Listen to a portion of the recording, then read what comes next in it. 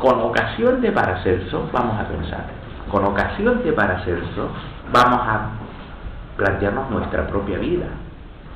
No la época de Paracelso, ni quién fue Paracelso, ni qué hizo Paracelso, sino tomando algunas ideas de Paracelso, a ver qué pasa si las ponemos en acción. ¿Qué puede sugerir o qué mirada distinta puede abrir sobre lo que damos por supuesto como realidad? Cuando no me explique, valen las preguntas. Yo tengo un plan que no sé si lo cumpliré. Vamos a ver, ojalá que sí. Y el plan es ir por etapas, hacer 3 etapas. Y la primera etapa, cumplir con lo que había prometido en el comienzo.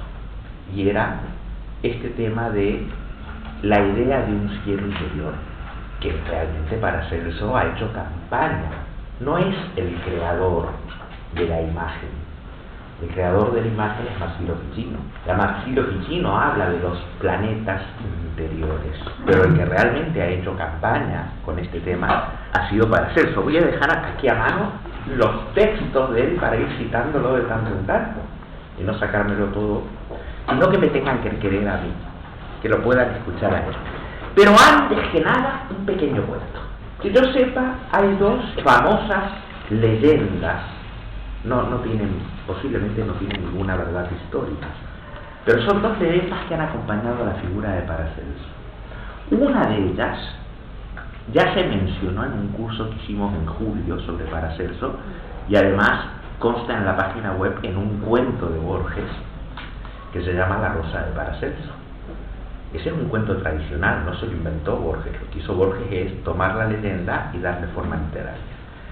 Pero vamos a ir al segundo, porque el segundo cuento puede tener que ver con lo que hoy tocaremos. Y dice así: en un tiempo, el famoso doctor Paracelso habitaba la ciudad de Innsbruck, en Austria. Una mañana que se paseaba por el bosque, sintió que lo llamaban por su nombre sin ver de dónde venía la voz. Teofrasto, Teofrasto. Busca por todas partes y finalmente se da cuenta de que las palabras salían de un abeto, y más precisamente de un agujero del abeto tapado por un trozo de madera sobre el cual estaban grabadas 3 cruces. Se aproximó y le pidió a su invisible interlocutor que se hiciera conocer. «Soy el diablo», dijo la voz. «Un hombre santo me ha encerrado aquí y estas cruces que ves me prohíben encontrar la libertad». «¿Qué me darías?», dijo Paracelso, «si te dejara salir de ahí». «¿Qué deseas?», preguntó la voz en el aire. «Un medicamento que curara todos los males, una tintura que pudiera transformar los metales vulgares, o, en fin...». «Basta», dijo el diablo. «3 es para mí una cifra detestable, pero podría realizar tus 2 primeros deseos». Entonces Paracelso quitó el tapón de madera y dio un paso atrás. En cuanto había terminado de hacer este gesto, vio salir una pequeña araña negra que se dejó deslizar sobre el musgo y se evaporó en contacto del suelo. En el mismo momento apareció un hombre delgado y negro, con ojos brillantes como tizones. Salía, por así decirlo, de la tierra, agradeciendo con gran cortesía a aquel que lo había liberado. Luego cogió una varita de avellano y golpeó una roca vecina, que se rajó en 2, descubriendo un hueco en el cual entró. Salió enseguida con 2 botellas, que entregó al doctor.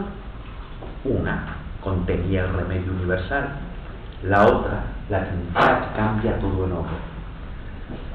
«Ahora», dijo el diablo, mientras que la roca se volvía a cerrar, «quiero vengarme del miserable que me ha tenido tanto tiempo prisionero de este árbol». Y Paracelso exclamó: «Aquel que te encerró debe haber sido un gran mago». «Bah», rió burlonamente el diablo, «es tan fácil para mí tomar una forma pequeña. Apostaría», dijo Paracelso, «las 2 botellas que me has dado a que eso es imposible y que lo que acabo de ver no era más que ilusión». «Y bien, mira», dijo el diablo. y en el instante retomó la forma de insecto y desapareció en el agujero del abeto.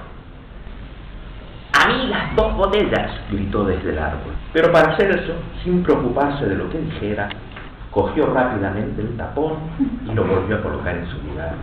Y aquí que de nuevo el diablo quedó prisionero. Ni la cólera, ni las amenazas, ni las súplicas sirvieron, ni siquiera el agitarse hasta hacer caer todos los frutos de la vida.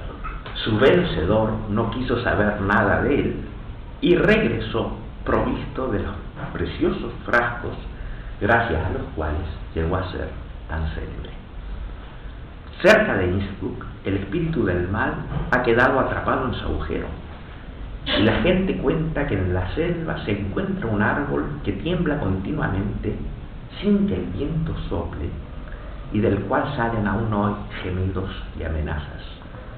Sin saber nada de esta historia, han nombrado al árbol el árbol del diablo.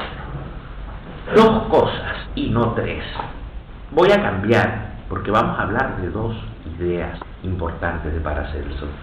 No tanto de la medicina universal, porque sin duda llevan a la medicina universal, ni tanto de la pintura que transforma todos los metales, pero sí del arte de los metales. Dos cosas tomó Paracelso que posiblemente ha aportado al resto de la humanidad, si no se hubiera perdido el don de comprender lo que Paracelso quería decir. 2 ideas claves en el pensamiento de Paracelso y que trataremos de retomar hoy son justamente la idea de astro, Gestirn en alemán, astrum en latín, y la idea de pintura. 2 ideas difíciles de entender, porque como actualmente tendemos a interpretar las expresiones literalmente, nos imaginamos que el astro es una estrella en el cielo y que la tintura es un tinte como de tintorero. Para entender un poquito el lenguaje de Paracelso, hay que acercarse a una manera de ver el mundo característica de Paracelso, no solo de Paracelso, característica de su época, que consiste en dar por supuesto una interrelación entre el mundo del ser humano y el gran mundo en el que el ser humano está insertado. Es decir, la teoría, y no es una teoría, es una manera de ver en realidad, llamada del microcosmos y del macrocosmos. Todavía hoy podríamos hacer un esfuerzo para aproximarnos, no es tan delirante como parece, y consiste en decir esto: el ser humano, hombre o mujer, es un pequeño ordenamiento, un pequeño arreglo, y esa palabra arreglo es lo que originalmente quiere decir la expresión griega cosmos, un arreglo. Cuando una persona se arregla frente al espejo, pone un orden que sea bonito, está creando un cosmos. De ahí viene cosmética, justamente. Y ahí viene cosmética. La idea, cuando decimos cosmos, inmediatamente todos tendemos a imaginar, creo yo, un universo sometido a leyes matemáticas y precisas. Eso era impensable en la época de Paracelso. Todavía no se había perdido la capacidad de relacionarse con el mundo, no por cantidades, sino por cualidades. El mundo era lo que se ofrecía a los sentidos y a la imaginación.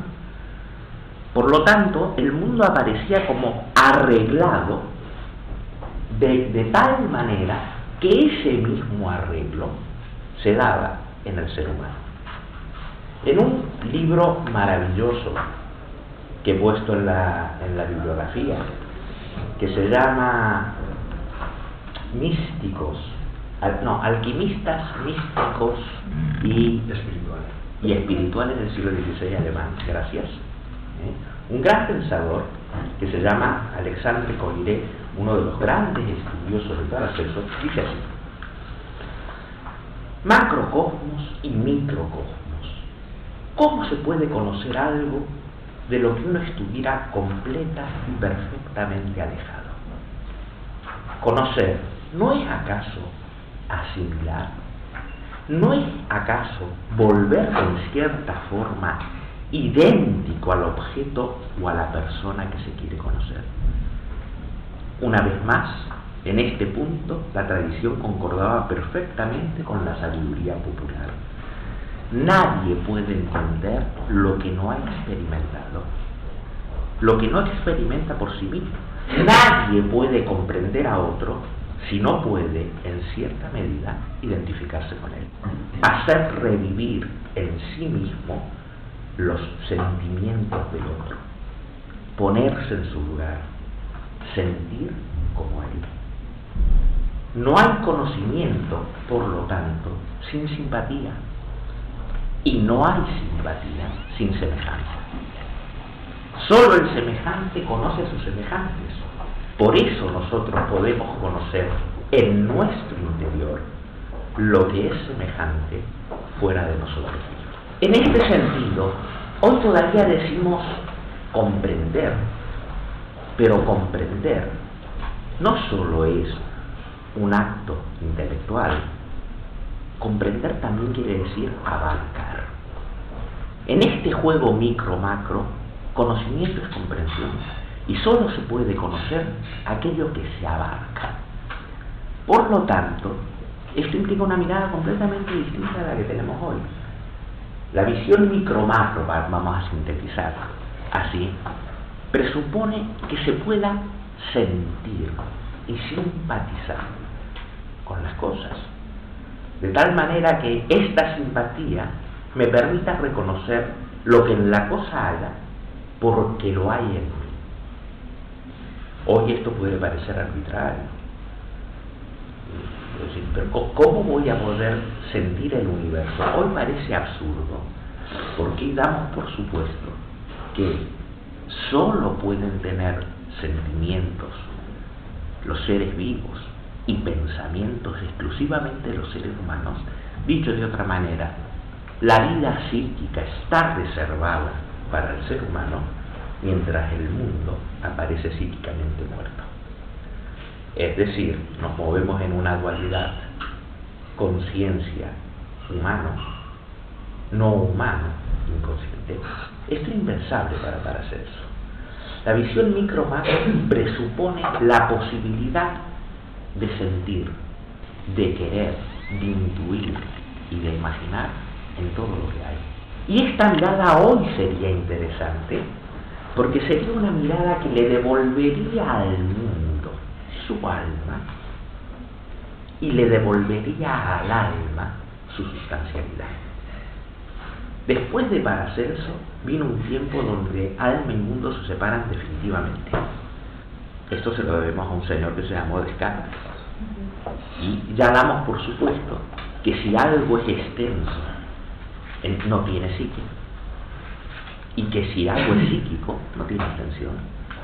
En el modelo macro-micro, en cambio, el mundo deviene no solo consciente, como entendemos nosotros consciente, deviene percipiente, sintiente, sufriente, pero a su vez la psique humana deviene mineral, deviene cósmica. Dicho de otra manera, deviene más o distinto de lo meramente humano. Dos ideas que hoy pensamos que interioridad está reservado a los seres humanos y significa privacidad, y objetividad está reservado a la physis. Physis quiere decir naturaleza, y está vacía de psique. Para Paracelso, en cambio, mundo, physis y psique van siempre a la mano. Dicho de otra manera, en la visión macro-micro, el mundo tiene un cuerpo y tiene un alma, y todo aquello que tiene psique también tiene physis. No es que psique y physis sean idénticos, sino que la physis siempre es expresión de la psique. Paracelso pensaba seriamente en esto, es decir, no pensaba, lo ejercía y lo practicaba. Lo practicaba hasta tal punto que en un momento llega a escribir: Ha sido difícil de todo lo que hay de Paracelso escoger solo unos fragmentos, ¿eh? Claro, fue una penuria, porque lo hubiera cogido todo.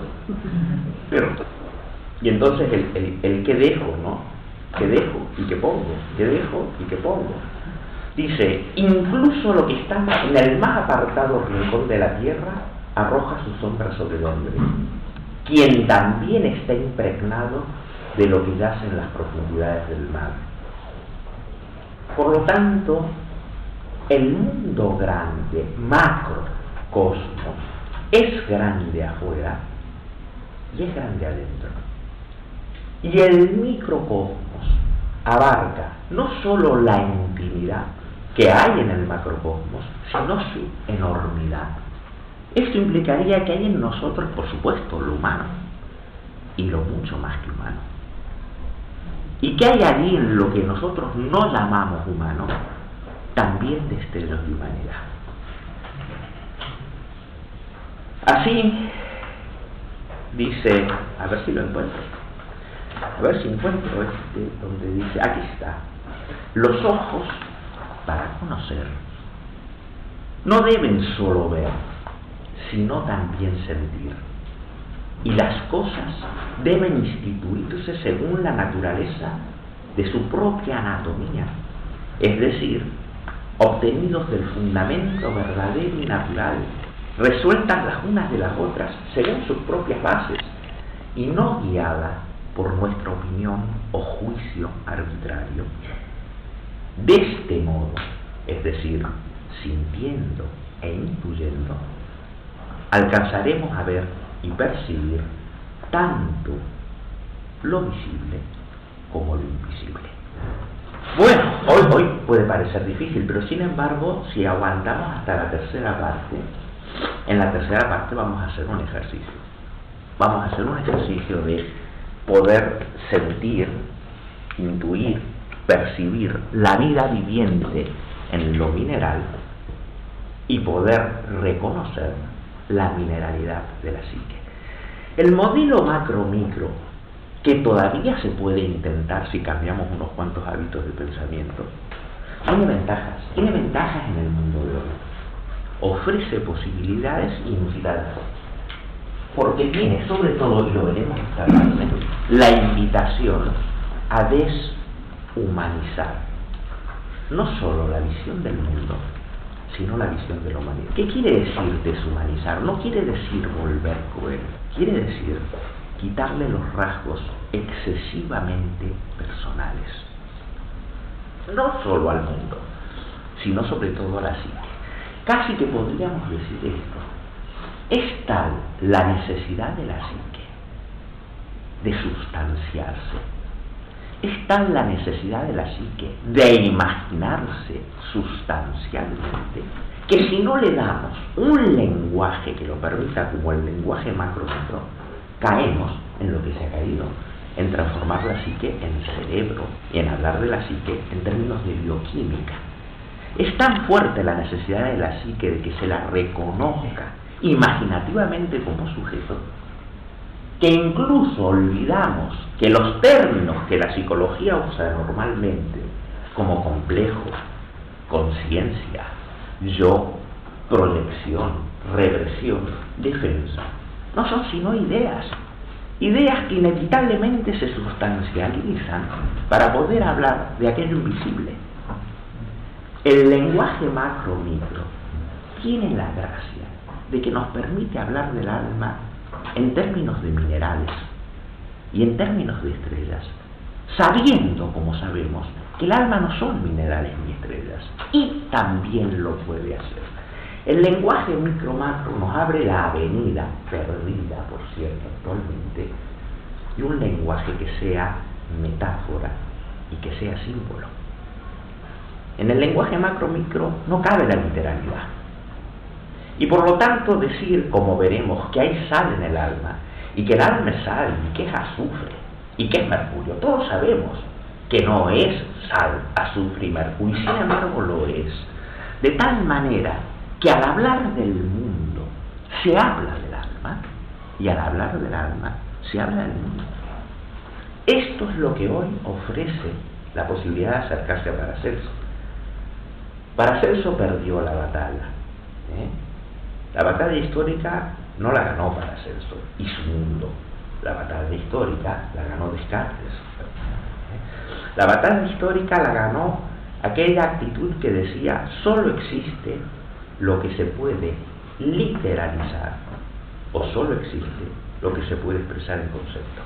Y evidentemente la metáfora no cabe ni en la literalidad ni en el mundo conceptual. Lo que se perdió con Paracelso fue la visión poética. Y esa visión poética es esencial en su mundo y es esencial en su comprensión del mundo. Por ejemplo, la idea de astro Paracelso. Claro, la gente que no sabe astrología, aquí muchos saben, pero hay muchos que no. Pero incluso los que saben, vamos a cuestionar lo que se sabe. La gente que no sabe astrología, y con mucha razón, que yo lo entiendo. El otro día estábamos en el bar y el camarero se burlaba, un camarero muy simpático, una salamandra, por cierto, una salamandra viviente. No, lo digo de verdad. ¿Por qué? Porque es una salamandra. Y lo sabe. Lo sabe. Pues claro, se ha enterado, como siempre ahí me veo con gente de que aquí se hace astrología. Muy sensato, dice: yo no sé cómo pueden creer en eso. ¿Cómo pueden creer que un planeta que está allí va a hacer que lo haga esto y que tú hagas aquello? Y es lógico, es que no tiene sentido. Esa visión causal de la astrología, que solo reconoce planetas como cuerpos y que solo reconoce interrelaciones causales, cae en la literalidad. Los planetas, decía Paracelso, son la mitad visible que contienen una mitad invisible. El cielo tiene una mitad visible, decía Paracelso, y tiene una mitad invisible. Y el hombre, que compendia todo lo que existe, también tiene un cielo visible y un cielo invisible. El astro en el hombre no es una piedra externa. El astro habita en la mitad invisible del hombre. El cielo que nos afecta está en nosotros mismos. Evidentemente no es literal. Si abro un cuerpo, no voy a encontrar un cielo. Oh, sí. Sí, diría Paracelso. Encontrarás el medio cielo visible. Abre un cuerpo y encontrarás un corazón, que es como el sol visible del cielo, es el sol visible del cuerpo. Abre un cuerpo y encontrarás un estómago, que es así como la luna visible en el cielo, la luna visible del cuerpo. Pero los planetas visibles en el cuerpo son la expresión manifiesta de un cielo invisible. Y el hombre, formado de dos mitades, como dos mitades tiene el cielo, está formado de un cuerpo visible, que no es sólo lo que aparenta ser cuando se lo mira con ojos puramente exteriores, pero también tiene un cielo invisible.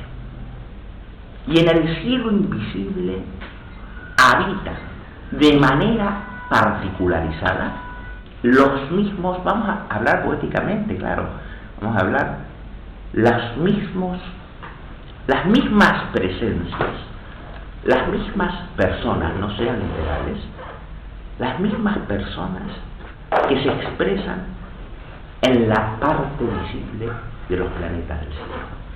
Esta necesidad de dar sustancia a la psique va a la par de una necesidad igual de personificar el cosmos. Pero personificar el cosmos no es volverlo pequeño burgués, no es volverlo criaturas morales que están preocupados de si hacen bien o de si hacen mal, si ahorran lo suficiente, si tendrán jubilación social. No. Personificar el cosmos quiere decir reconocer en el cosmos presencias como personas de la imaginación. Las personas de la mitad invisible del cielo, de allá arriba, también habitan en la mitad invisible del cielo interior. Por lo tanto, la astrología es para Paracelso un arma fundamental. Él dice: la medicina tiene 4 pilares. Hay 4 pilares sobre los que se apoya el arte del médico. Evidentemente la idea de ciencia no existía entonces. La ciencia era la capacidad de comprensión y la capacidad de comprender, de abrazar, de abarcar algo, era la capacidad de experiencia. Paracelso experimentaba el mundo. Paracelso huía de las teorías. Paracelso huía de los libros. Paracelso huía de los principios heredados, de aquella experiencia conservada antiguamente que impide la experiencia directa. Y hablaba de que el único libro que hay que leer es el libro viviente de la naturaleza. Por eso vio lo que nadie había visto en su tiempo. Y no lo vio solo con los ojos del cuerpo. Lo vio porque así como hay un cielo interior y un cielo exterior, un cuerpo que manifiesta, un cuerpo humano que manifiesta el cielo exterior y el cielo interior, también hay una mirada de carne y una mirada de fuego. ¿Y cómo puedo ver el interior de la naturaleza con la mirada de fuera? Solo puede revelarse el interior del mundo con una mirada interior. Este es el terreno medio que hemos perdido.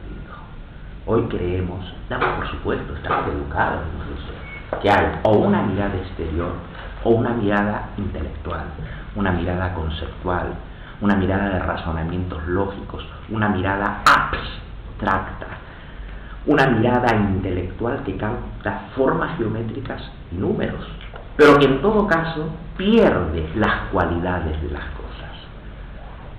Esta mirada interior de la que habla Paracelso y que hoy nos resulta tan difícil, esta mirada intuitiva, para ponerle un nombre, era la mirada que se basa en la simpatía, las correspondencias.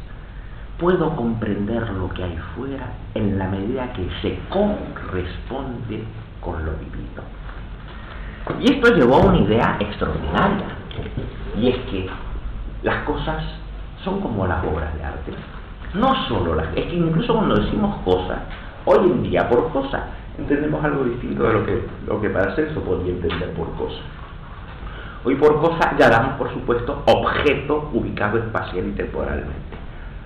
Para Paracelso, lo que llamamos cosa no es sino la expresión visible de un proceso viviente, del cual irradia y al cual se está que quiere decir hacia afuera, expresando. Volvamos a hablar del conocimiento por simpatía. Yo solo puedo ver de ti, con mis ojos de carne, puedo ver tu cuerpo, pero por las expresiones de tu cuerpo puedo leer el alma. Y puedo saber si estás enfadado, si no estás enfadado, si estás asustado, si te guardas sentimientos, si no te guardas sentimientos. ¿Y con qué ojos veo esto? Con aquellos ojos que me enseñan a ver lo que se ve fuera como manifestación, como tal como un cuadro es la expresión de un artista, y por lo tanto el cuadro es la firma misma, la signatura, decían entonces. En inglés, signature, es firma. No hace falta que un artista ponga su nombre, su obra es la manifestación tangible de su proceso creativo. Y lleva su estilo, lleva su firma. El cuerpo, todo lo que llamemos cuerpo, las manifestaciones, son las signaturas, las expresiones de la vida interior. Por lo tanto, todo lo exterior acompaña, saca para afuera, sale, hace salir, hace manifiesto una vida interior que continuamente le transcurre y me transcurre. Desde esta mirada, claro, ¿qué pasaría con la astrología? ¿Qué me diría el camarero si yo le dijera, hombre, claro que es un absurdo pensar que un planeta que está tan lejos como Saturno actúa en ti? No es ese Saturno el que actúa en ti, es el Saturno que habita en ti. ¿Qué me diría el camarero? Diría, ¿cómo? ¿Saturno habita en mí? Hombre, si vamos a hacer una disección, no vas a encontrar un cuerpo tan grande como Saturno. es que no te habita el cuerpo de Saturno, sino en la expresión de tu cuerpo que es saturnina. En ti habita la personalidad de Saturno. En ti habita un personaje llamado Saturno. Y ese personaje llamado Saturno no es una piedra en el cielo, es el alma de eso que tú ves como una piedra. Por lo tanto, los astros operan en nosotros. Es más, vamos a ir hasta el extremo. Cuando una persona dice, y una persona que sabe astrología, ¿no? Dice, porque mi Saturno, porque mi Luna, porque mi Mercurio, porque mi cuadratura. ¿Quién es el que habla? ¿Quién es el que habla? ¿Quién es aquel que cree ser, independientemente de todos estos personajes? Y dice, yo tengo un Saturno. ¿Y quién habla en ese yo? ¿Quién cree ser que no es uno de los que habitan en el cielo interior? Ay, hasta esto hemos perdido. El modelo macro-micro, que es tan importante también en la astrología, es fundamental. Y el modelo astrológico es fundamental, porque es un modelo esencialmente politeísta. Pero hemos perdido esto. Hemos caído en una cultura tan monoteísta, tan convencido de que solo puede existir la variedad si está regida por un principio unificador.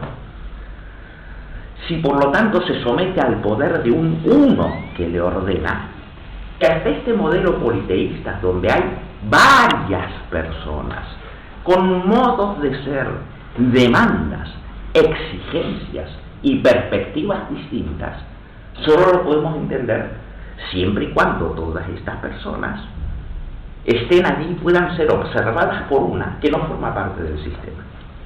Esta es la ilusión monoteísta. Pero si llevamos esto a últimas consecuencias, y esto es lo que hay que hacer, ¿sabes? Esto es lo que devolverá psique al mundo, a la psique. Siempre que percibes algo, siempre que afirmas algo, alguien en ti lo afirma. Por lo tanto, cuando Saturno habla en ti, no ves ni dices lo que dices cuando Venus habla en ti. ¿Quién es ese yo que cree estar colocado al margen de todos estos personajes como un ente intocable? Ese yo sigue siendo el ego de Descartes, un naturalmente que es absoluto espectador pero que no participa del juego. Pero puede haber en la naturaleza algo de la naturaleza que no esté en la naturaleza. Por lo tanto, esta literalización de que hay un yo en mí que puede dirigir, controlar, observar a estos personajes y que está fuera de su acción, es la ilusión monoteísta. La ilusión de que en la naturaleza hay un punto que observa a la naturaleza pero no forma parte de la naturaleza. Y si no forma parte de la naturaleza no puede ser ni comprendido, ni abarcado, ni experimentado. Si ponemos, por lo tanto, en grado máximo la tesis de Paracelso en acción, no hay un yo, sino que en cada uno de nosotros la ilusión de que es personal lo que decimos se debe a la convicción de que no hay nada más que lo estrictamente personal. Es la misma convicción que lleva a un mundo sin alma y un alma sin mundo. Pero en cuanto empiezo a sospechar que sea lo que veo, estoy situado en esa mirada, y lo que me sitúa en la mirada es un astro interior, ya no puedo hablar de una mirada desapasionada, objetiva, que refleja el mundo, sino una mirada que revela lo que revela del mundo, porque mira a través de lo que mira. ¿No entienden esto? La ilusión de una objetividad desaparece. Y esto lo tenía claro Lo tenía claro Paracelso. No hay objetividad. La objetividad que consiste en suponer un objeto con el cual no tengo ninguna relación personal y lo veo tal como es en absoluto, es una ilusión. Siempre percibo del objeto lo que percibo, porque percibo desde donde percibo, y desde ahí solo puede aparecer. La supuesta objetividad es la mirada separadora.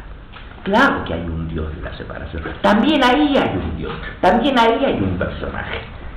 Un personaje cuya mirada consiste en escindir y exigir que todo se presente bajo su prisma de acción. Pero ese es uno. Y el mundo aparece como aparece cuando en mí habita lo que en mí habita. ¿Entiende esto? Háganme preguntas, no se me miren con cara de desesperado. Esto se puede explicar. Háganme preguntas, no, les doy permiso. Si no preguntas en broma, porque después, cuando yo no esté, no sé qué me van a preguntar. Esto que estoy diciendo no está en ningún libro, Sigamos. Si pudiéramos darle cabida a esta mirada, desaparece de la mirada astrológica toda noción de causalidad. No hay causas ni hay efectos.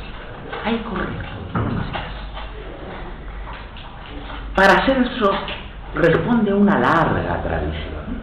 Una tradición que fue la tradición que perdió también, que perdió culturalmente y que perdió históricamente.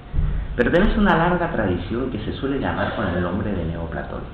Y en esta tradición, en la mirada neoplatónica, dentro de la cual se insertan los cuerpos celestes, están animados, naturalmente no por un alma estrictamente humana, por un alma mundana, anima mundi. Y por lo tanto, lo que muestra no provoca absolutamente nada, sino que señala, sino que expresa. Una señal no causa ningún efecto, simplemente avisa de lo que hay. En la mirada neoplatónica, por lo tanto, mirar al cielo exterior es solo ver formas, dibujos, expresiones que corresponden simpáticamente, simpatéticamente, sentimentalmente a una expresión interior. Por lo tanto, la astrología regresa al sitio del cual fue desbancada justamente después de Paracelso. La astrología regresa a su mundo esencial, regresa porque nosotros la hemos perdido, y es al mundo de la metáfora, al mundo de la poesía y al mundo de la imaginación, donde siempre que se habla de fuera, se habla de dentro, y siempre que se habla de dentro, se habla de fuera. Y no hay un fuera que cause un dentro, ni un dentro que cause un fuera. No hay causas. Hay una continua expresión de lo mismo en distintos niveles. La mirada macro-micro, por lo tanto, es más la mirada de una danza entre el mundo humano y el mundo natural, donde el humano no causa nada en el natural no causa nada en el humano, sino que cada uno de ellos expresa, de acuerdo a su forma y naturaleza, lo mismo. Y el famoso adagio hermético, que va a ser muy importante para Paracelso, como es arriba es abajo, no quiere decir que lo que hay abajo sea causa de lo que hay arriba. Quiere decir que tal como aparece arriba, aparece abajo. Cuesta sacarse esta manera de conexión que no sea causal, porque esta manera no tiene nada que ver con antes y después. Claro, lo de causa-efecto sí, primero tiene que ser la causa para que haya un efecto. Esta mirada causa-efecto parte de una literalización del tiempo que tampoco existe en Paracelso. No se trata de que algo cause al otro, sino que todo está convocado por afinidades. Luego hay una permanente convocatoria. Fíjense la expresión con, simultáneo, vocado, llamado. Se está llamado a todo lo afín.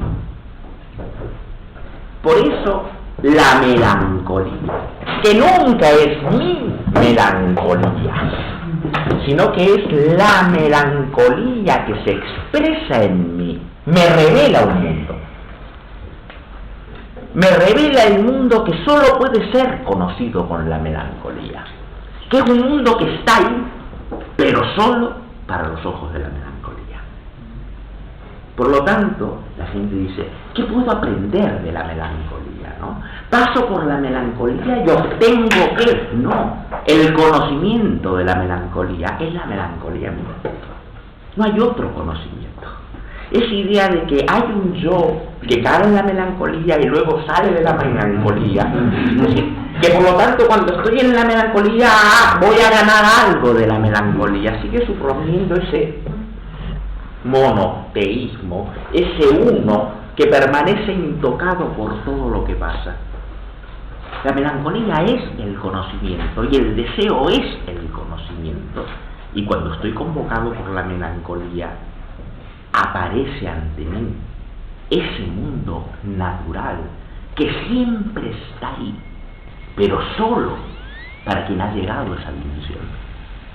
Y cuando soy convocado por el deseo, aparece ante mí ese mundo que siempre está ahí, pero solo se manifiesta para el que tiene los ojos cubiertos de deseo. Y por lo tanto, como suelo decir yo, los poetas lo saben a esto. No lo decía García Lorca en aquella frase tan bonita, el amor no muere, nosotros morimos al amor. Morimos y decimos se acabó el amor. No, se acabó aquel que en ti veía con los ojos del amor. Esta es la mirada paracelsiana. Paracelso va a influir, por supuesto, en Giordano Bruno, Paracelso va a influir en Jacobo Boehme, Paracelso va a influir en Goethe, Paracelso va a influir en los románticos alemanes, Paracelso va a influir en quien se considera digna y orgullosamente su heredero, que es Carlos Gustavo. Y uno abandona, y poniéndose en contra de todo su tiempo, la postura cartesiana, y regresa a Paracelso. Y encuentra que Paracelso ha tenido la intuición, que no el lenguaje que nosotros tenemos, tenía un lenguaje mucho más rico, tenía un lenguaje de cualidades vivientes, nosotros hemos perdido las cualidades.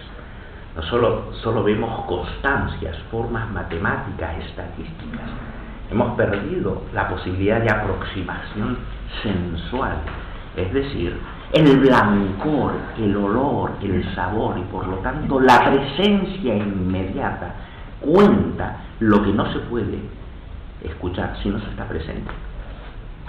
Pero nosotros usamos conceptos, categorías que hacen que sepamos lo que la silla es cuando la silla no está presente.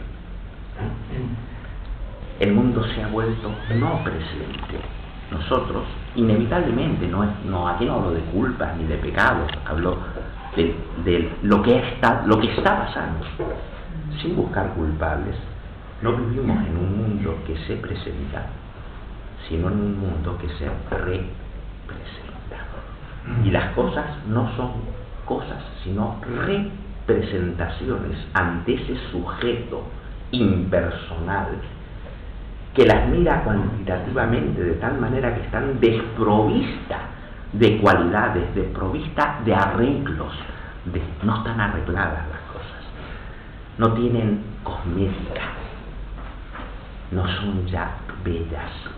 No creemos que pueda haber más belleza que la que uno artificiosamente impone en su representación de las cosas. Y claro, el mundo es como es porque estamos donde estamos. No se trata de reavivar el mundo, se trata de despertar en nosotros la posibilidad de volver a convivir con un mundo viviente. Se trata, por lo tanto, de que muera en nosotros esta mirada que mata al mundo, para que vuelva a vivir en nosotros la mirada que siente y presiente en el mundo sin necesidad de representación. Es curioso porque la astrología es un arma que posibilita todo esto. La astrología, desgraciadamente, ha caído, como todo lo demás, en la pérdida de la imaginación. Hubo astrólogos que no, evidentemente, pero la mayoría sí, como hace notar un estudioso de la ciencia. En la época de Kepler, que hoy lo vemos como un gran científico, Kepler tenía que hacer horóscopos para ganarse la vida. La gente se reía de esta mirada nueva, que hacía leyes matemáticas y cuantitativas y perdía la cualidad de las cosas.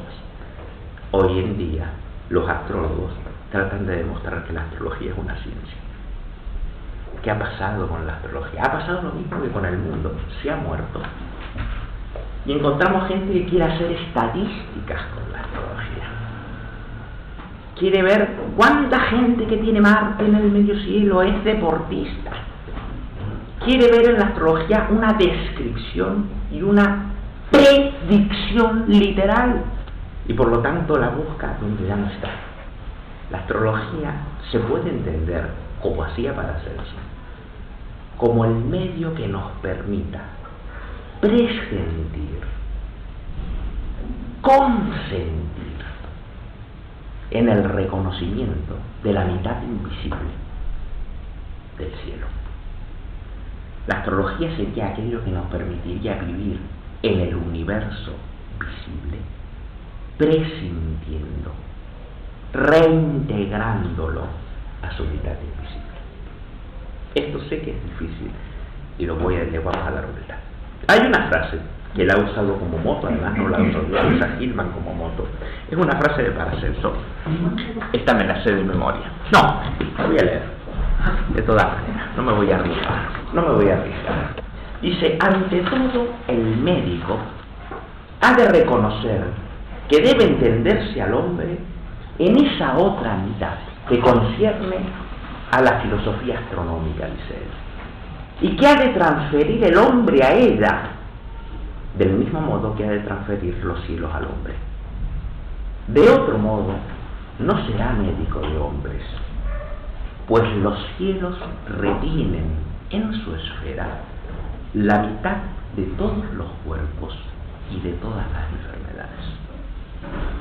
¿Quién puede ser un médico, dice Paracelso, y no conocer las enfermedades de esta otra mitad? ¿Qué es un médico que no sea un experto en cosmografía? Es un tema en el que debiera estar especialmente bien versado, pues todo conocimiento se origina en la cosmografía y sin él nada ocurre.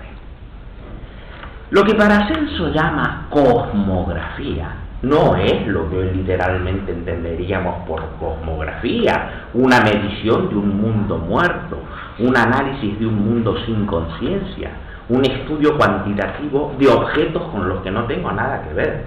Lo que Paracelso llama cosmografía es lo que hoy llamaríamos el ámbito de la imaginación arquetípica.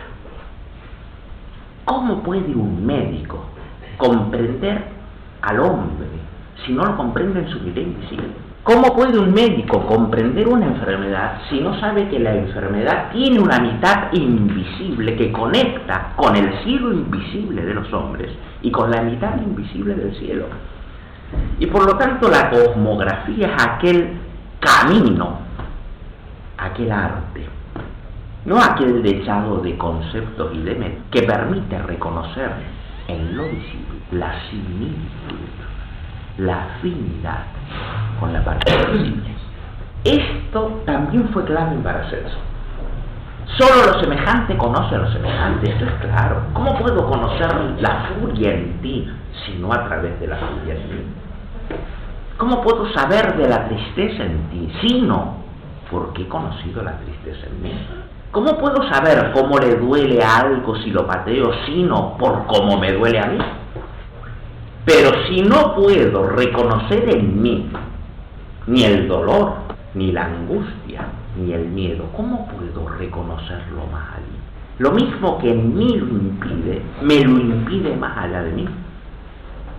¿Se entiende esto? Ahora bien, si todo lo que aparece en la mitad visible es solo una mitad que se completa en la mitad invisible, podríamos proponer una astrología que no se agote, ni siquiera intente relacionar lo visible con lo visible, sino que sea una auténtica cosmografía imaginal que permita remitir lo que está en lo visible por su semejanza a la mitad invisible del cielo. Esto también es neoplatónico, por cierto. Los neoplatónicos ya decían, y Paracelso lo puso en práctica, lo semejante conoce a lo semejante y solo lo semejante cura a lo semejante. Muchos dicen que Paracelso es el antepasado de lo que se llamará homeopatía. No sé si literalmente lo es. También muchos dicen que Paracelso es el antepasado de las industrias químicas y por eso en Suiza Paracelso está como símbolo de toda la farmacología. Que bueno, todo depende de cómo mires a Paracelso. Es cierto que Paracelso vio en la naturaleza química, fuera y dentro del hombre, una verdad esencial. Pero ¿qué era la química Paracelso? La veremos en la tercera parte. O sea que bueno, así como uno puede hacer Paracelso el antepasado de la Ciba, Geigy, todo esto que no creo que lo sea, se podría discutir si literalmente es el antepasado de la homeopatía, pero sí de la convicción que el veneno y lo que cura son amigos, solo puede cambiar la dosis, y que lo mismo genera un daño, lo repara, pero no literalmente, y que por lo tanto hay una curación cuando aquello que se experimenta como patológico es puesto de acuerdo con su origen imaginario. Y esto ya lo decían los neoplatónicos, y Paracelso, y es fiel a la realidad, devuelve los hechos a sus modelos arquetípicos, devuelve las circunstancias, pon de acuerdo, reconoce en la circunstancia la expresión de un arquetipo. No se trata, por lo tanto, de cambiar las circunstancias. Se trata de que la circunstancia se sane a sí mismo, reconectándose con su propio origen. Y por eso, en términos más nuevos, podríamos decir, devolver los hechos, los acontecimientos, los procesos a los propios dioses. Y esto sí que cuesta, porque, y yo lo sé porque ejerzo de astrólogo, ¿no? Uno quiere que el astrólogo le aconseje. Yo quiero que el astrólogo me diga qué me va a pasar y qué me conviene hacer y cómo, en el caso de que crea en la astrología, y cómo puedo afrontar un tema y cómo puedo conseguir ventaja de esto. Es decir, yo quiero que el astrólogo mire el tema y me hable de lo visible de mi vida, de lo que en mí es visible, de mis preocupaciones, y que es lógico que se quiera hacer eso, y para esto se ofrecen muchos astrólogos, de aquella astrología que es una predicción, que pretende hablar solo de hechos. Pero si le hiciéramos caso a Paracelso, hay algo que puede hacer el astrólogo, y es completar lo que ves con lo que no ves. Y si tú ves el problema, entre comillas, el hecho, y lo ves como problema, es porque aún no lo ves en su mitad invisible. Y su mitad invisible lo completa, no lo transforma en otra cosa. ¿Se entiende? Háganme preguntas. Habría otra cosa, esto ya no va a ser para hacer, estamos hablando después de Jung y después con un lenguaje, estamos hablando en otro mundo de rescatar ese mundo, ¿no? Es, tú quieres lo que quieres. Antes de buscar lo que tú quieres, tratemos de ver quién habla en ti.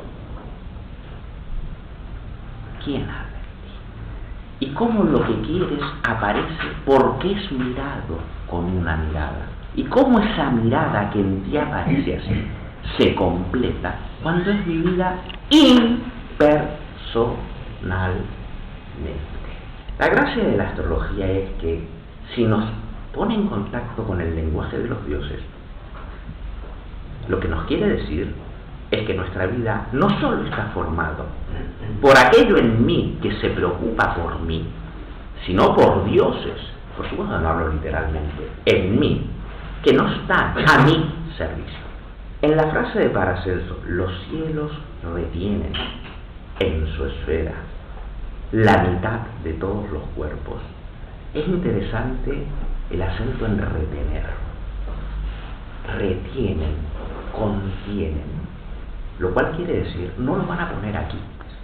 Todo esfuerzo de hacer de lo visible algo previsible, simplemente lo ha perdido. Lo invisible no se vuelve un dato más de lo visible, sino se puede intuir cambiando la mirada que ha anclado solo en lo visible. Digamos así, lo invisible se puede reconocer, no hacer visible, desarrollando en uno no solo la mirada que lo hace todo visible, sino aquella otra mirada que se vincula al invisible. Y esto devolvería algo que naturalmente la psique lo añora, devolvería la presencia del misterio. Para Paracelso, como para cualquiera de nosotros que vuelva a sentir el mundo es misterioso. La existencia es misterioso. Es previsible para la mirada de aquel personaje que me coge y me transforma en una criatura previsible y me ofrece un mundo previsible. Y en la medida que aquel habita en mí, no hay otro mundo que pueda percibir, porque se percibe desde aquel. ¿Se entiende? La astrología tiene la sagrada función, desde la perspectiva de Paracelso, no de servirme a mí, sino de servir a los dioses. Y esa es la curación. La curación consiste en encontrar el análogo arquetipal de esta experiencia que en mi mirada separada es scindida. En esta mirada que ya no siente lo que pasa y lo ve como propio y no lo ve impersonalmente, se manifiesta como una patología. Recuperar la conexión con el arquetipo es sanar. Sanar no implica batallar contra. Hay alguien en nosotros que quiere batallar, sin ninguna duda. Es el mismo que quiere prever, y es el mismo que quiere predecir, y es el mismo que quiere anticipar, y es el mismo que se niega a afrontar la vida, la existencia y el mundo como algo que no pueda ser visualizado. Dicho de otra manera, hay algún personaje en nosotros que ancla en la horizontalidad y por lo tanto solo puede mirar adelante y atrás, derechas e izquierdas. Pero desde la mirada de Paracelso, la astrología aparece esencialmente como una posibilidad vertical. Y por lo tanto no es esto que veo con lo que hubo atrás, ni con lo que habrá delante, sino esto que veo, que vivo, que me agita, que me convoca y que me conmueve, con sus raíces celestiales. Por lo tanto, y esto lo hemos visto en otras clases, con alguna gente, lo que cambia para Paracelso, lo que hemos perdido, mejor dicho, porque estaba entonces y no está allá, es la orientación. La orientación terrenal ha perdido su polo celestial. Paracelso, en cambio, aún vivía, y llamaba cosmografía, y llamaba astronomía a eso, aquella escalera por lo cual todo lo que se vive en la extensión es siempre un vínculo polar. Uno puede acercarse a la astrología así, pero esto implicará cosas que nos cuestan mucho, sin duda. Implicará soltar la tendencia a vivir lo que llamamos psique como propio y lo que llamamos mundo como ajeno. Mi rabia como mi rabia. ¿Hasta qué punto estudiar mis pensamientos, mi voluntad? ¿Quién es ese que cree que es dueño de lo que siente? ¿Quién es ese que cree que es dueño de lo que piensa? En Paracelso, los pensamientos, primero, siempre son pensamientos de él. Y por lo tanto, el pensamiento siempre está vinculado a aquello que piensa. Y segundo, el pensamiento nunca es mío. aparecen en mí. ¿Cómo mis sentimientos?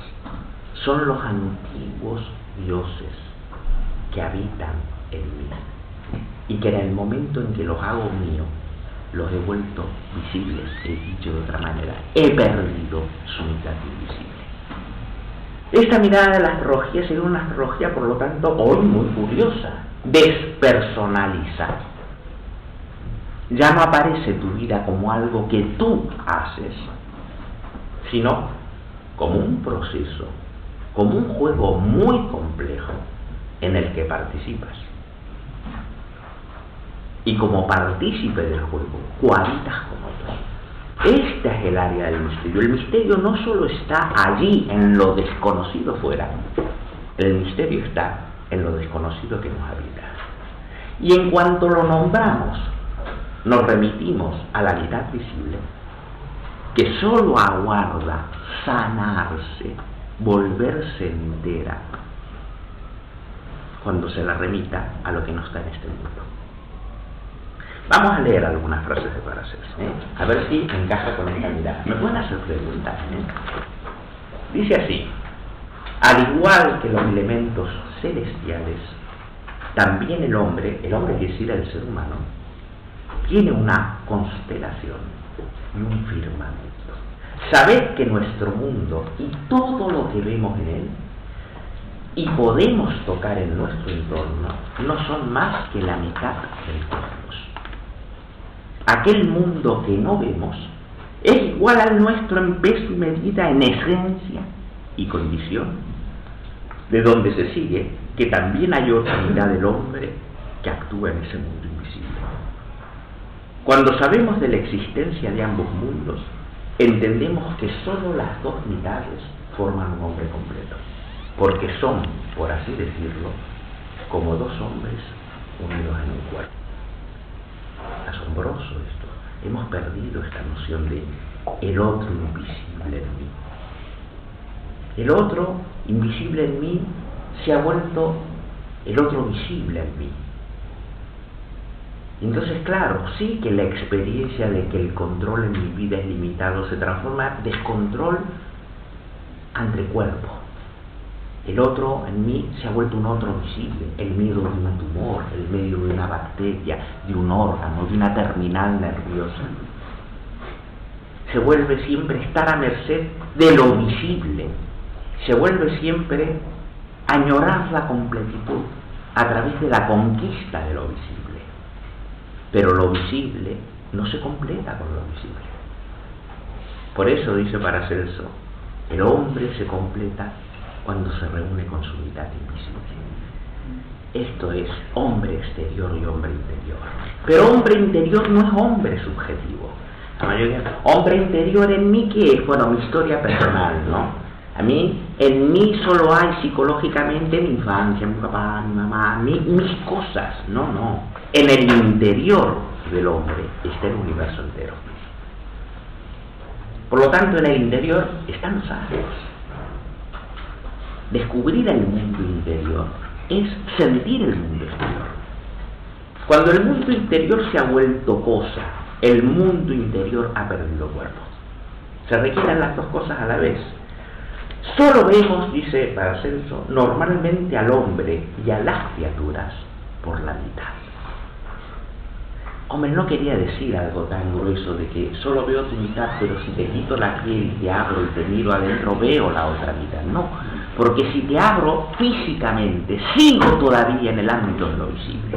Lo que no se ve, no es que no se ve porque está en lo visible y no llego a verlo. Lo que no se ve porque no se puede ver con los ojos de lo visible. Y por lo tanto no me puedo aproximar a lo invisible explorando la visibilidad. El cielo del que habla Paracelso no es un cielo al que llegue ninguna nave espacial, porque las naves espaciales solo pueden explorar un cielo visible. Y un cielo que aparece como aparece, porque lo pensamos como lo pensamos. Y la nave que construimos está construido desde un pensamiento tal que no permite explorar otro cielo que ese cielo. Por lo tanto, la profundización del trabajo con nuestros instrumentos solo amplía ese mundo instrumentalizado, pero jamás cambia de mundo. El salto al cielo, al gran firmamento del que habla Paracelso, no es una exploración de lo visible, sino una reconducción con lo invisible. ¿Y qué será esto invisible? Bueno, ¿qué ha pasado con el cielo? ¿Qué ha pasado con el cielo para que se vuelva una especie de atmósfera? ¿Qué ha pasado con el cielo para que se vuelva una especie de aire? ¿Qué ha pasado con el cielo para que haya perdido su cualidad de firmamento? Los cielos a los que se rezaba, el cielo que desciende sobre la tierra. ¿Qué ocurre con ese cielo que no es un cielo de naves espaciales? Ese cielo no es visible, claro que no es visible, pero es al cual y en el cual se completa todo lo visible. Dice: recordad ahora que hay algo en nuestro organismo que no necesita de los alimentos exteriores, a lo cual llamamos el firmamento del cuerpo. Ya que de la misma manera que el cielo vive en su firmamento sin necesitar alimento alguno, así también el firmamento en el hombre se nutre por sí mismo. Por lo tanto, este firmamento interior, la mitad invisible, porque hay una mitad visible del cielo en mí, y el corazón es la mitad visible de ese Dios invisible, del cual en el firmamento exterior el sol es su mitad visible. Pero si el sol en el cielo y mi corazón en mi cuerpo son mitades invisibles, una en el macro y otro en el micro, ambos tienen su mitad invisible. Y la mitad invisible, cuyo lado visible es el corazón, no tiene que ver con la sangre visible, tiene que ver con otra sangre. Cuidado. No se alimenta de cuerpo, no se alimenta de nada carnal, no se alimenta de horizontalidades. El hombre invisible en nosotros se alimenta de alimento astral, se alimenta de esa dimensión intermedia, que no es ni física literal, ni abstracta conceptual, que Paracelso llamó el mundo del cuerpo sideral. El astro en nosotros tiene su propio cuerpo, pero no es un cuerpo literal, no es un cuerpo burdo de carne, sangre y huesos, es un cuerpo de imaginación. Es en el cuerpo en el que opera las imágenes, a través de la cual los hechos retornan a sus raíces. Dice así: igual que el firmamento, con todas sus constelaciones, forma un todo en sí mismo, así también el hombre es en sí un firmamento poderoso y libre. Esto es muy importante, porque indudablemente Paracelso se carga toda idea de una astrología que sea predictiva y causal. Los astros externos solo pueden operar en lo exterior. Está claro que la luna externa afecta a nuestro planeta en su exterior, a las mareas, pero no puede afectar al hombre interior, un mundo exterior. El hombre interior está vinculado al mundo interior no a mí, al mundo interior de la naturaleza. Por lo tanto, la naturaleza exterior no puede operar sobre un alma, sino que el alma de la naturaleza, sin duda, el alma del mundo, sin duda, actúa, coopera, convive con el alma del hombre. Entonces, es decir, como una piedra, no, la piedra no hace nada. La piedra solo puede afectar a lo que es una piedra exterior. No puede un cuerpo celestial afectar nada que no sea cuerpo. Pero el alma de ese cuerpo afecta al alma de tu cuerpo.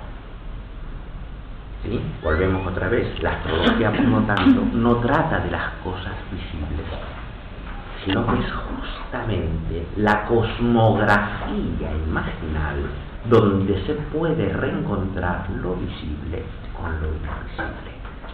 es la zona media. La zona media entre intelecto y hecho, media esta zona sutil, esta zona de vida interior, esta zona imprecisa. Hombre, los dioses nunca están solos. Esto también lo enseña la astrología. Cualquiera que conozca astrología sabe que jamás opera Júpiter. Júpiter en ti. No, Júpiter es en un signo. Por lo tanto, Júpiter en un signo en relación con tal y con cual. Por lo tanto, nunca viene solo. Nunca viene solo. Nunca hay la mirada de Júpiter. En todo caso hay la mirada de un Júpiter en Cáncer, en Trígono, con un Urano y en oposición con tal. Ese Dios está afectado por otros dioses. No deja nunca de ser un Dios, pero un Dios que está siempre en juego con los otros. Por lo tanto, cuando viene uno, trae a los otros de la mano. Esto es la mirada donde nada es definidamente así ni asá, sino que esto convoca a aquello y trae a aquel tinte. Este sentido de la cualidad es fundamental. El sentido del olfato, donde esta presencia también trae de la mano aquella y está contaminada. Los dioses conviven y se contaminan. La palabra contaminar lo digo a propósito para una mirada que intenta dividir, escindir y ver las cosas puntualmente de uno a uno. Es curioso, ¿no? Porque esta mirada que predomina hoy, tienes que definir, marcar los límites precisos para poder mirar independientemente esto. Esta mirada escindida es lo que origina escisión, scindere, se dice en latín, de lo cual viene la palabra ciencia. Scire, scindere, aquel conocimiento que separa, que abstrae y que fuerza a todo lo demás a adecuarse a su punto de vista. Pero la astrología, y luego veremos que la alquimia, son esencialmente opuestos. Nada es así o asá, sino que todo es así y asá, y con un resto de, y por lo tanto no existe nunca la perspectiva sola, sino que todo está convocado. Y si bien puedes mirar bajo el prisma de un Dios amigo de, en tensión con, pasando por, y por lo tanto siempre singular, y siempre convoca a todos los demás. ¿Se entiende? No nos podemos acercar a la astrología, por lo tanto, con la pretensión de una ciencia, porque cuando lo hacemos, simplemente hemos perdido la astrología, y hemos quedado en una serie de hablar de hechos, relaciones cuantitativas, información del mundo visible, donde ya no viven las presencias a las que aluden las imágenes astrológicas. De ahí la importancia de insistir en que la astrología, si hoy cuenta, si hoy la necesitamos no para prever lo que va a pasar. Predicciones ya tenemos demasiadas. Vivimos en un mundo predecible, previsible. Si hoy la necesitamos, es porque todavía nos ofrece un modo politeísta de afrontar la vida y afrontar el mundo. Esto es la oportunidad que nos ofrece. Esta es la oportunidad que muchos llamados astrólogos han perdido. Yo diría la mayoría. Y corren detrás de los científicos diciendo, hacemos estadísticas, predicciones precisas. Atrapados en literalidades, se ha perdido la magia de la astrología.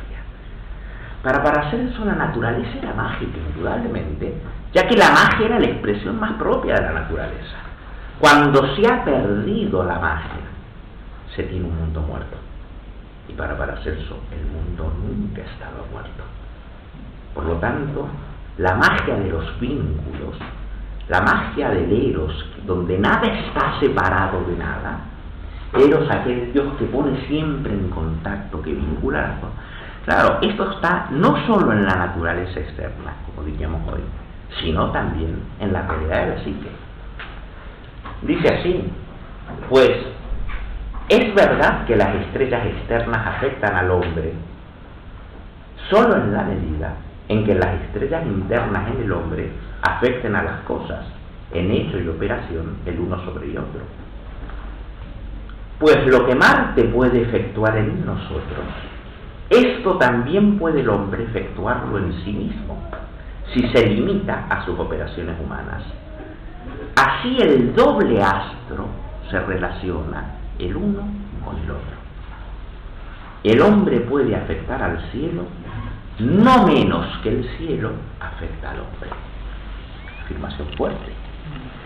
Ya no estamos hablando de causa y efecto. Estamos hablando de que si se está en una danza, la posición de quien dance conmigo puede cambiar la mía, pero mi cambio de posición hace que el que baile conmigo también cambie. Por lo tanto, si el cielo en mí está, el cielo invisible en mí, está conectado con el cielo invisible en mí, vamos a una. Para ser se insiste en la libertad del ser humano, que no quiere decir la libertad de hacer lo que quiero, sino la libertad de ponerme de acuerdo con los dioses.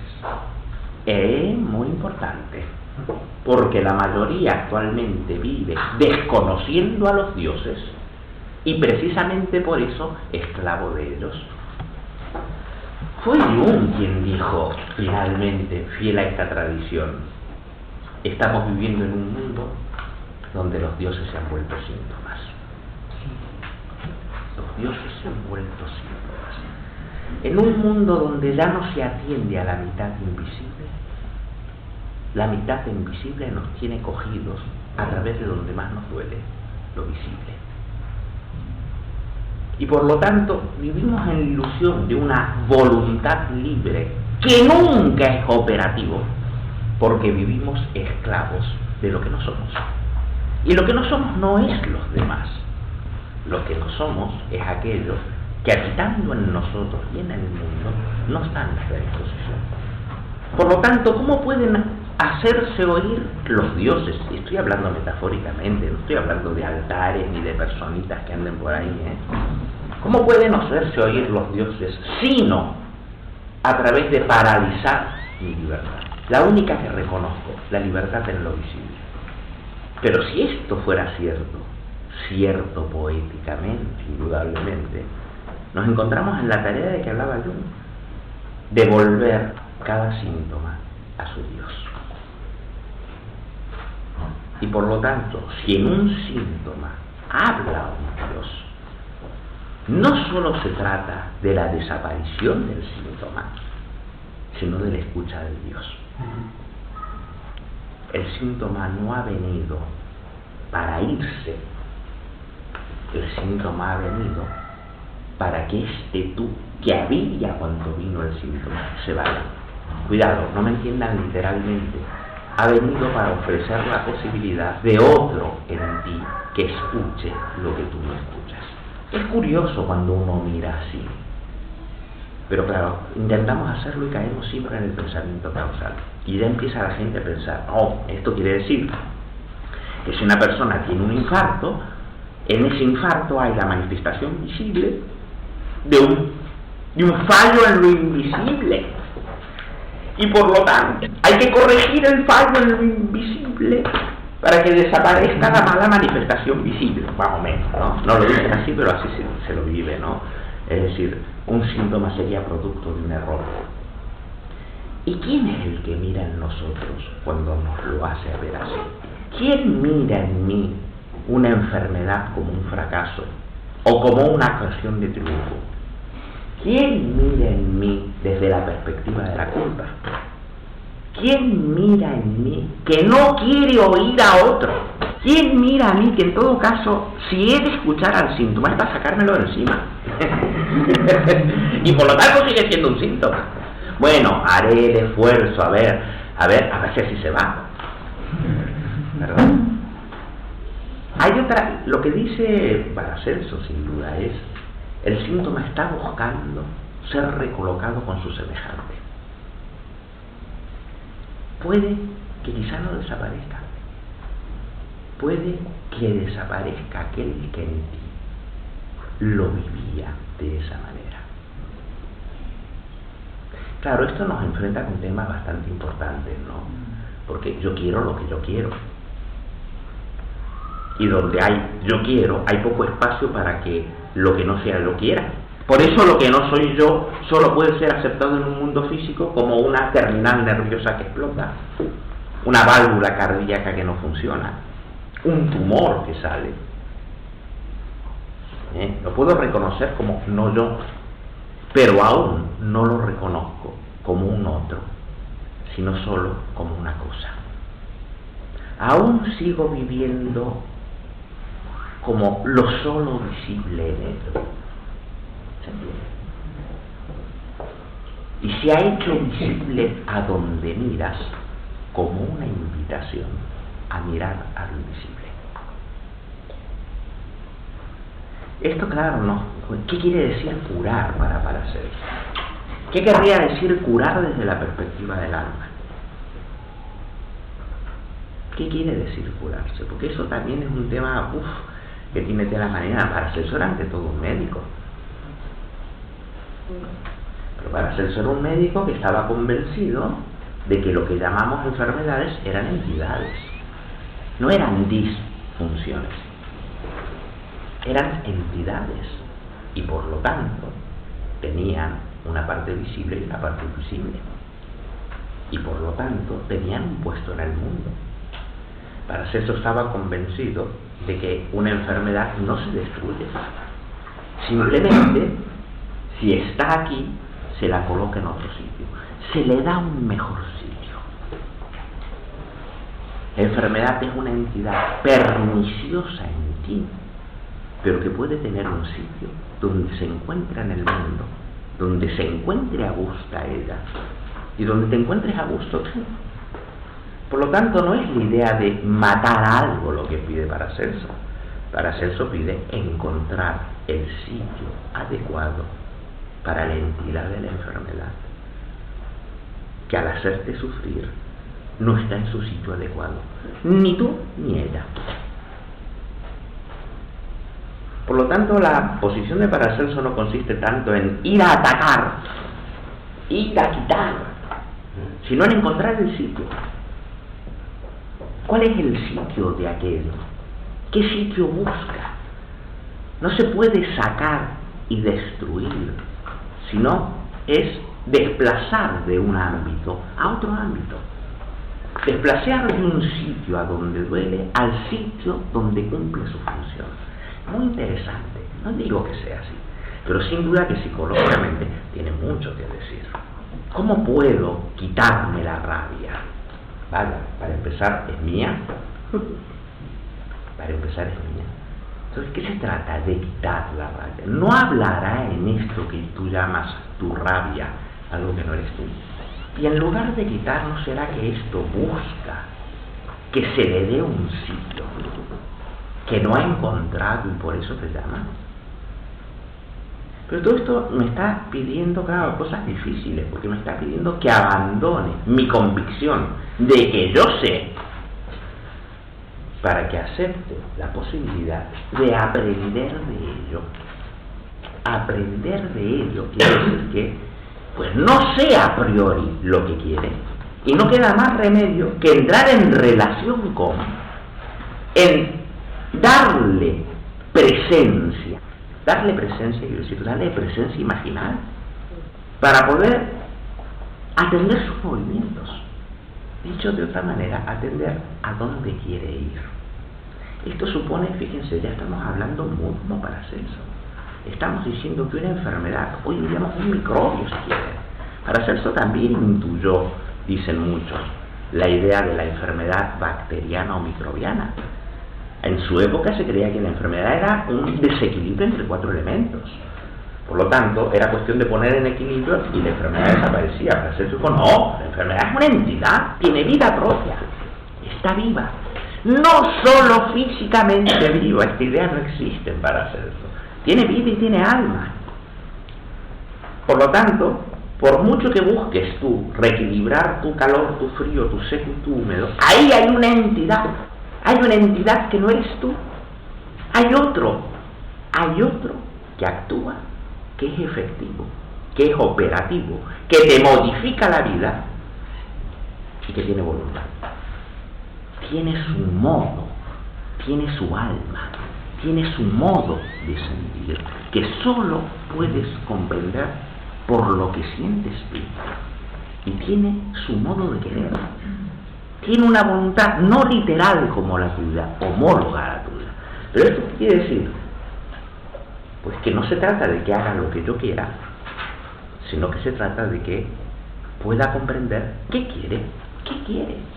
Pero esto de presuponer que una enfermedad, una circunstancia, un acontecimiento o una criatura en la naturaleza pueden querer, es ajeno a una visión donde todo lo que no sea psique, privada y subjetivo no tiene ni voluntad, ni sentimiento, ni intención, ni pensamiento.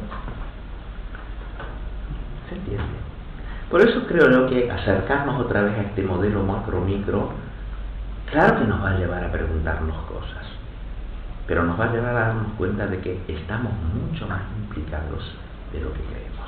Estamos mucho más implicados en la vida del cosmos, en la vida interior de lo que creemos. Que esta mirada de que el mundo es como es y yo no tengo nada que ver, porque yo lo puedo ver como desde fuera, es una ilusión. Incluso cuando creo verlo desde fuera, lo estoy viendo a través de uno de sus personajes.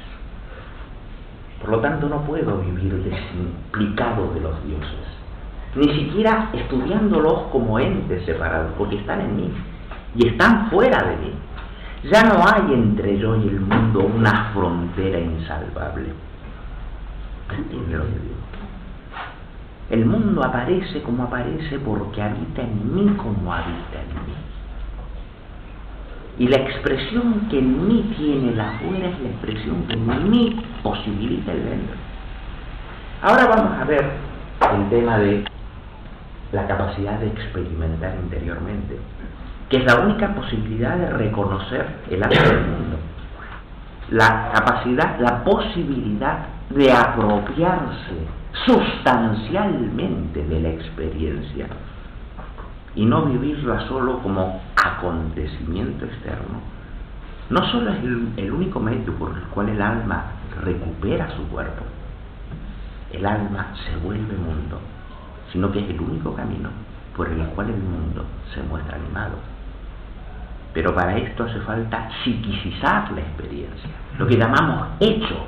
Es un hecho, como alguien que me decía, bueno, pero es un hecho que estamos aquí, un aquí sin sujeto, un aquí sin la experiencia de aquí. Eso sí que es abstracto. Y mientras estemos convencidos de que hay un aquí independientemente de un mi estar aquí, estamos viviendo en un mundo de aquí y de allí muertos, porque estoy colocado desde una posición que se niega a sentir el mundo. Y naturalmente aparece un mundo muerto. Y naturalmente mis sentimientos aparecen desconectados del mundo. Venga, vamos a hacer un pequeño